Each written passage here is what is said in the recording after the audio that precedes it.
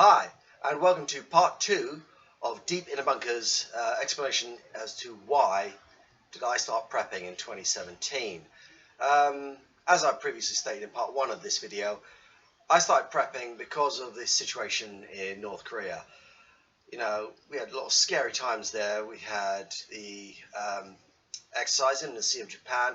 We had missiles fired over Japan from North Korea. We had a lot of rhetoric between America and North Korea. You know, Donald Trump, my button's bigger than yours. Yeah.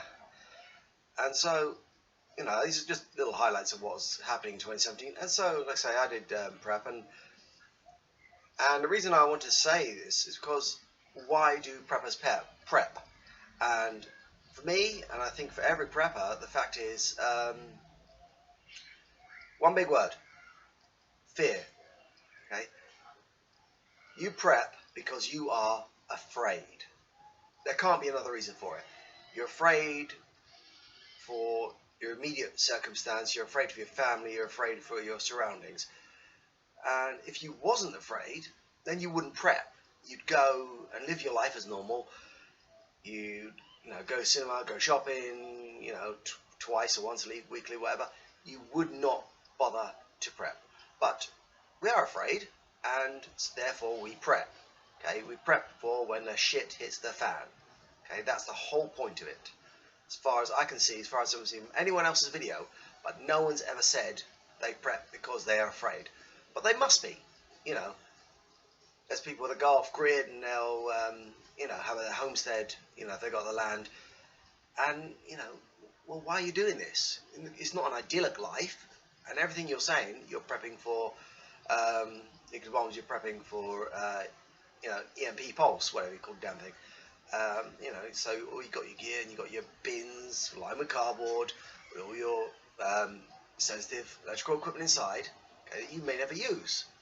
And look how the people prep. They get Mountain House food, whatever brand it is, and it's there for 25 years in case. You say, that's really great. I'm prepared for anything in up to 25 years in advance. And well, yeah, you're doing that because you are afraid. You're afraid the supermarket's going to run out of food. You're afraid people are going to come and take what you got. Therefore you've got a weapon, whatever that may be. And so therefore, I'm going to say I'm afraid. Okay? And this is a lovely bit of therapy for me, by the way. And hope the family don't see it. But there you go. Cool. Fear aside, yes, I amassed 1 to 2 months worth of food, depending how far I was prepared to stretch it.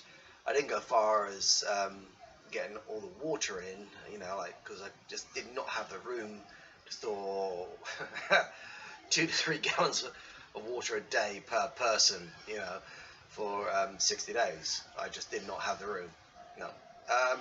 But everything else I did, and at the end of it, I thought, right, well, I'm prepared now for a lot of things that could happen. But what I'm trying to say is, I've reached the end of that. So I was prepared for as much as I could be. And then what next? Okay. Does my paranoia get the better of me? Do I, what do I do? Yeah, in the case of shit hits the fan, what do I do? And I think, well, nothing more I can do. And then I started thinking, well, what do I do if it doesn't hit the fan? I've got all this food, guaranteed to last well over a year, and I'm not even now coming up to it, and one expiration date on the food.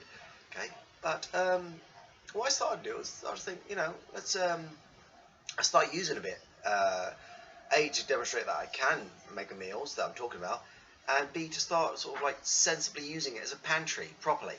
So for me, I was going into my cupboard.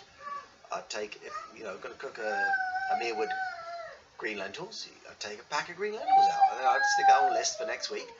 Green lentils, buy that. So what I take out, I replace, because I had a stock of food, and as you'll see in upcoming videos, I had meal planned. So I knew exactly what I was going to have for a 4-week rotation, but everything I had in the cupboard, nothing was random. like I say, as I talked about before, chicken fricassee. So I had tins sweet corn ready to go.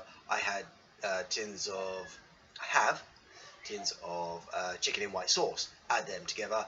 You know, I'm not sure it's chicken fricassee or chicken a la king or chicken a la bollocks, something like that. But it's there. Okay, and so therefore I am prepared. Okay, and how far I go into the future with this is uncertain at this time. It all depends on world climate, but I can't say, you know, I'm going to be doing this in 25 years' time. You know, maybe I will, maybe I won't. But having a great stock makes me feel more comfortable. Big hug, it makes me feel secure. Having my family around me also makes me feel secure. Okay, I'm no longer afraid. Okay, because of the skills I developed, because of what I've done in my surrounding areas. So, thank you. So I start thinking about, well, long-term planning.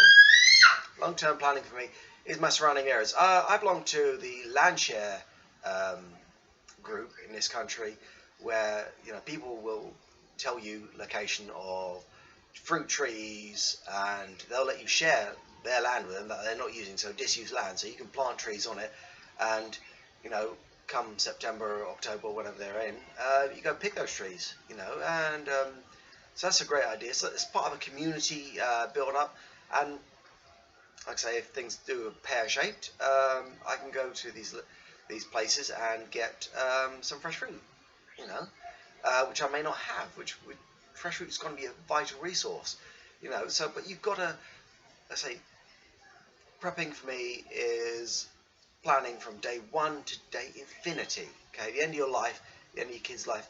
It's all great having, so much food in one place or many locations, whatever you have, but that's food for now.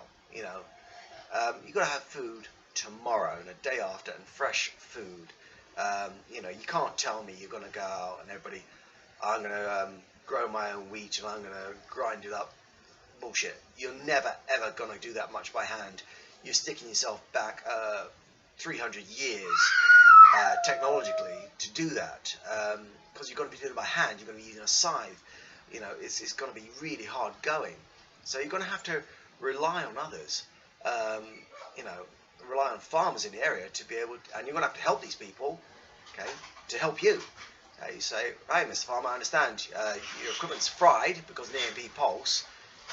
Society's broken down, but let's make a new society where us as a community, a town or village, wherever you live, we're going to come together and we're going to fix your tractor, or jimmy rig something up so your tractor now works if it's that way inclined. We can do so you can get out and do your job as normal and grow us wheat, because we want bread, and we'll go, and by the way, someone down the road, he's got an old, he's got a mill, and it's quite good, and they can do a couple of hundred stuff, so I'm going to have to come back in 5 minutes.